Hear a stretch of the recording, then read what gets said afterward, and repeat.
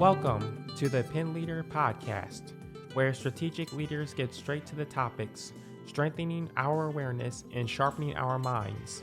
The Pen Leader Podcast is produced by Roar, a production division of Mays & Associates Ltd. Find out more at www.maysassociatesltd.com. Now here is your award-winning host, Dr. Shanda Gore. And welcome back to the Pen Leader Podcast. Today we're going to talk about Life as a Song. Life as a Song is our podcast name today, and I'm excited to have with me two dynamic duos. First is Toledo songstress, Miss Jean Holden Hanna, and she's an esteemed voice teacher, winner of 3 Lake Erie West People's Choice Awards for Best Female Vocalist, and inducted into the Lifetime Achievement category. Miss Jean has been inducted in the Sylvania Distinguished Artist Hall of Fame. She's received the YWCA Milestones Recipient Award for her contributions to the arts, education, and the mentoring of young artists. She's done so much work in coaching and mentoring young people, but what's also exciting about her is she works with her daughter, and that's Miss Lisa Holden, who is a semi-retired teacher and who has a bachelor's in elementary education and a master's of education, and who really started her career playing piano at a young age, but has really picked up. And if you've ever seen her play, you know that she's been playing for a long time and that she's a master of her craft as well. So I'd like to welcome both of you. Welcome to the show. Oh, thank you. It's so good to be here. Thank you, Dr. Gore. Excellent. So I'm going to start with the first question, which is, you are a team and you do so much work together, and I've seen you perform together. You know, your passion, my guess, is music, but you have some other passions as well. Can you talk, and I'll start with you, Miss Jean, how did you get started with music like this? Oh, when in Shreveport, Louisiana, at the age of 12, I started singing. And at age 13, I started to study voice. And it was where it all started. In junior high school, and then in high school, I sang. This was in Shreveport, Louisiana, at Booker T. Washington High School. And I did all my studying there. 2 vocal coaches, a female vocal coach and a male vocal coach, and constant training. Constant. Yeah, when you say constant, my guess is that your day probably went on for hours. For hours. And the one thing that was great for me, because I skipped all of the physical education things, as I never liked to do that. So I was always pulled out to sing, because I also did a lot of competition for district, for the region, the Arklatex area. I was being groomed and prepared to do a lot of competitions. As I understand that the school still has a lot of the awards that I won. Excellent. So you left a legacy in the school too. I think so. I think so. So this leads me to Miss Lisa, who you were playing the piano at a young age. Can you talk to me about what that is? You have a songstress in the house. And then you picked up piano, though. Can you talk to that? Right. I've always been, have always loved music, all types of music. And my mom has worked with a lot of different musicians over the years. I would say for like the past maybe 25, 30 years maybe, I've primarily been her accompanist. She does still sing with other musicians on occasion. And I have just come into that role to be the accompanist, the band leader. We were talking before we started here about just kind of that take charge personality that I have, and very organized. And you know, when we perform, the set list are ready, the keys, the band has had the charts the week ahead of time, and so it's been an honor. It's been interesting and a lot of work often too, but to be in this position with my mom now, and that she depends on me for her performances, and I depend on her as well. And I also play some solo piano music at some of the country clubs, dinner music. I do that as well. Mm-hmm. What I'm hearing is quite a bit of leadership traits that with you, Miss Jean, taking charge and saying, I'm going to go sing. I don't want to do this physical education. I'm going to get these awards and go for it. You were fearless. And then what I'm also hearing from Miss Lisa is that you, in a number of ways, you're a producer because you're trying to make sure that the event goes off without a hitch and that everybody has their point and direction. Everyone's got a seat on the bus and they know what part they're playing. Right. And I think we're talking about qualities of leadership. I know Pen Leader, and we talk about being sharp in what we do and being straight, having a plan, which you have, and being able to pivot, because I've seen you pivot when things don't quite work out right, right? And just, that those are some critical components. How do you work out that dynamic with being this duo? Well, I depend on her a lot. I am grateful that in the winter of my life, I have Lisa, because I'm able to do all of the songs, the kind of songs that I always wanted to do, but working with various musicians, and no offense to them, I love the musicians that I've worked with, but so often they're not on the same wavelength, They're songs that having studied voice, I like to be able to use the voice that I was born with, but also the training. Not that I want to do opera at all anymore, but making sure that I'm using the training that I studied so hard for. Mm-hmm. I appreciate it. I don't want to be an opera singer, but I appreciate all of that training that I had, because all of that training has kept my voice strong. Mm-hmm. I know all of the techniques to use, and those are the techniques that I pass on to students that I work with. But the thing about me performing, I can sing all of the sweet songs that have all of the emotion that I wanted, that I could not do with regular musicians. Mm-hmm. Because, no offense to them, they always think that they are the ones. And I know that you play the bass, and I'm not, but Lisa Holden, Miss Lisa, is so in tune to me. She knows exactly the kind of songs that I like to do. And so it enables me to be the performer that I want to be, that I want to continue to be. It allows me to do the dramatics, the acting that I always did. Well, you spoke to strength of character, which is another Pen Leader point.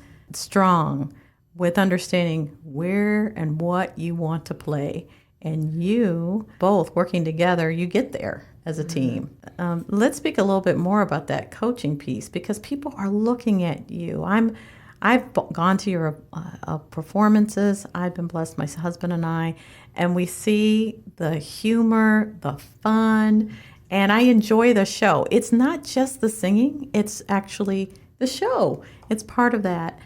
How did you arrive to that, to lead on stage that way? Thank you. I've seen you and your husband there at Lucille's, and I don't know, we just have, probably because I've known my mom for 62 years now, so I just kind of know where she's going. We kind of have similar senses of humor at times. And as a musician, I feel like I don't play for many other vocalists, very rarely, but that my role as the musician is to support the vocalist.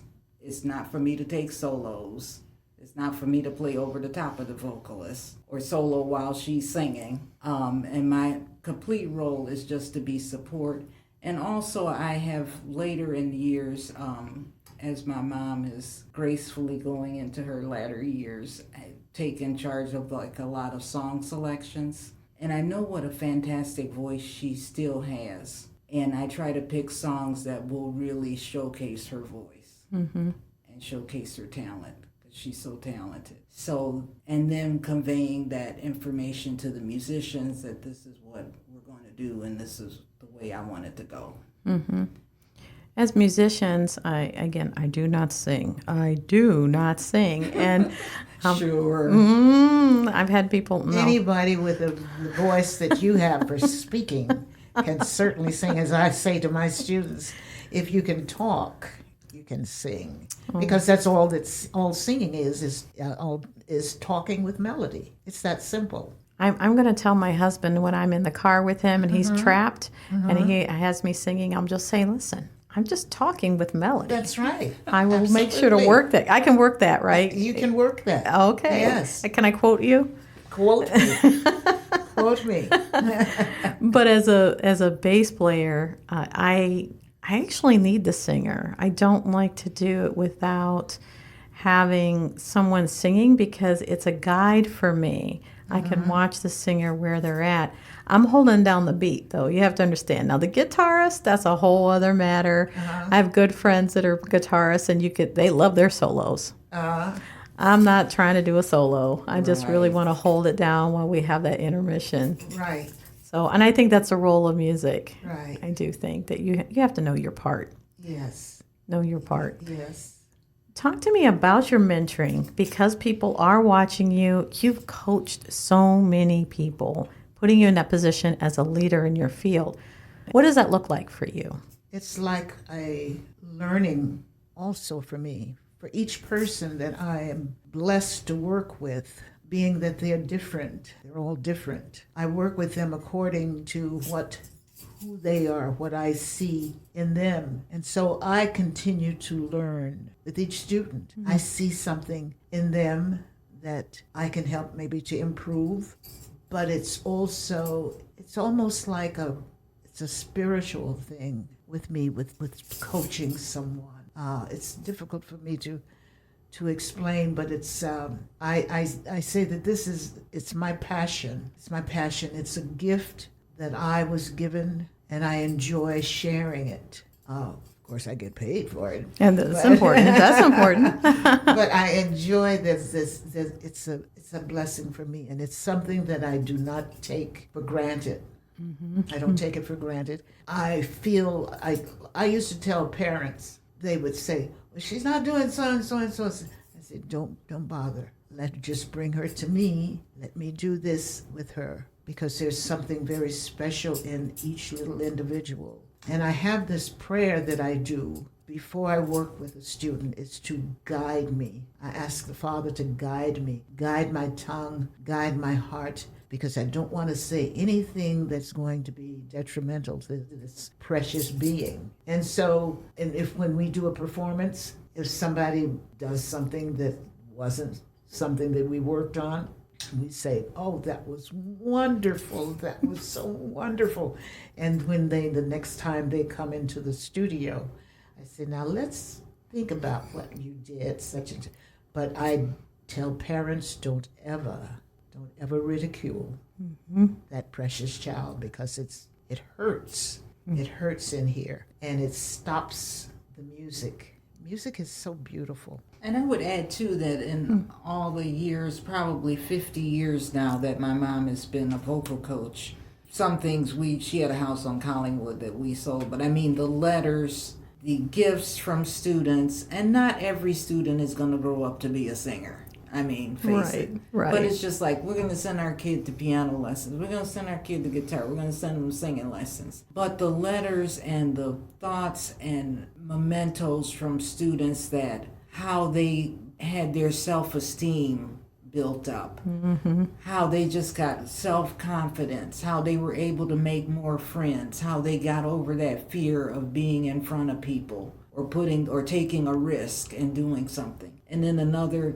thing, my mom will showcase her students and have them all come and sing for their families. So to get them to sing in front of people. So you might have 60, 70 people there. So they're singing in front of people that everybody doesn't know everyone. But it's never a competition, because she just wants to nurture each individual. Like, she has a couple of autistic students. They're not going to be great singers, stars of stage and screen. But, what it does for their spirit, their self-esteem, their communication skills with other people. She has really, really touched a lot of lives over her career. I think there's something said about the lessons learned there about encouraging anybody on a team. And they're part of your team, but you're also mentoring and coaching them. And so what do? You ridicule, and what does that get you? It gets someone who gets a little bit more shyer and maybe doesn't take that innovative step. So I think there's a lesson there too for leaders on how, if you've got someone that needs a little bit more extra help, give them, nurture that, and let that come through. As you said, everyone has a gift, everyone has a part to play. Right. My last question to you is, what do you do in your spare fun time? I mean, you're singing, but what are you all doing? Are you reading a book? Are you watching TV? What are you doing? I read a lot. I'm constantly, Dr. Shanda, I'm constantly in, I would say prayer, but it's not prayer. It's I'm constantly in conversation with the Father within. I'm constantly, from the time I get up to the time of saying thank you. I'm grateful for this. I'm grateful for that. And to sending that out to so-and-so, so-and-so needs a little help.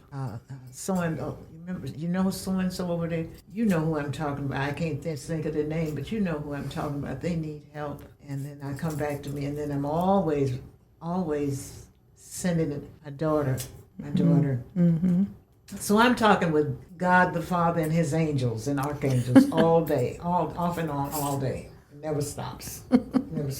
I get up making my bed, and I tell my children, my son as well, and my daughter, you ever come in here and my bed is not made and I don't have my eye makeup on, call the people. Call 911, uh-oh. Something's not right here. Okay. So I get up doing that, and when I'm making my bed, I'm saying grateful. I'm grateful that you kept us through the night into this new day. Miss Lisa? Well, in my spare time, I have a home with my wife, and we take care of that. I do a lot. I enjoy yard work, although I think I might be getting a little too old for it. You don't like weeds? No, not one bit. And I play a lot of golf. If the weather was right, I could golf every day, and if my body would hold up to every day of golfing. But I just love to golf and take care of my mom. Not that she's totally self-sufficient, but I check with her. Do you need anything from the grocery store? Or, tomorrow I got to take you to your nail appointment, or pay bills to watch over her finances. And it's just an honor to be able to do it. I don't know. It seems like since I retired in 2022 from full-time teaching, the days just go by so fast. I wonder how I had time to work. That's because you filled your days with other positive things, right? Yes, a lot of things. And I used to say I love to cook. I'm about it. I like to cook now. Because I cooked more when I was working. I don't know why I don't seem to cook anymore, but that's pretty much what I do. I also enjoy reading and just relaxing. I love to take a nap. I think naps are very underrated. I can take a nap, get in the bed at 3 o'clock and take a nap, get up at 5 and cook a full meal, and then go back to bed later. So for my leaders out there, there's a note. You should take a nap. Take a nap. And don't feel guilty about it. She has always been that way from a little girl. There were times when I need a nap, Mom. I'm going to go take a nap. There you go. Yeah. Well, I can't thank you enough for both of you for coming on, taking this moment and sharing those pearls of wisdom and your journey and your path and what you're doing to communicate positivity in the community and encourage others. Well, this has been so wonderful. We thank you for having us. And we're grateful for you, too. Oh, thank you. Thank you so much. Thank you. Well, it has been a wonderful show, and we appreciate all our listeners out there for the Pen Leader Podcast. Please make sure to share the podcast and take these pearls and wisdom and share them with others and give us some feedback. And you can do that at info@mazeassociatesltd.com. So, until next time. The Pen Leader podcast is hosted by Dr. Shanda Gore and brought to you by Mays & Associates Ltd., creating customized solutions for growth in the areas of leadership development, strategic planning, and culture building. Find out more at www.maysassociatesltd.com. Don't forget to subscribe to the Pen Leader podcast and share with others.